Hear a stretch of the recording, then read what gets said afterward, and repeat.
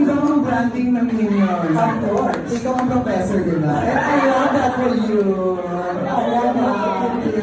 Ano ba naman ulit, John? Alam ba ka naman si John? Kasi ang effort ng Sunyayon Pink. Thank you, Maxi. You look great tonight. Paano ka kaya sa mga performance mo, ha, Maxi? Oo naman, ako, Diyos ko, alam niyo naman ang mga dapat yung abangan. Ay, hindi, wala. May mga shows lang ako sa OVAR. Ayan. Meron naman show sa OVAR, tsaka sa ano, sa baba. Nakalimutan ko yung iba, pero nasa Iloilo ako mamaya.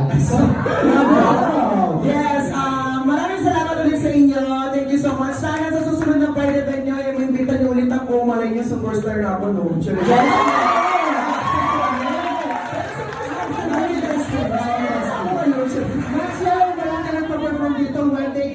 They are superstar. Ay, ngayon pa lang.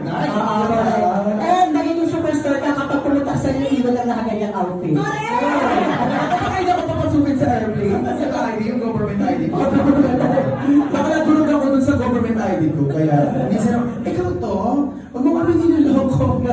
Sinampal ako, Ben. Kaya maraming salamat ulit. Sana nakasaya ko kayo. Thank you.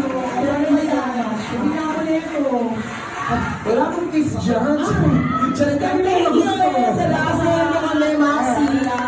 Once again, isang malakpakan for Maxi.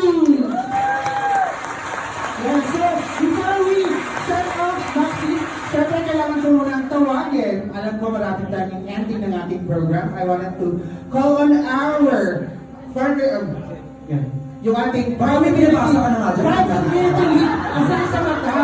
Pride community lead. A center in the Philippines. Chelo Kapaya.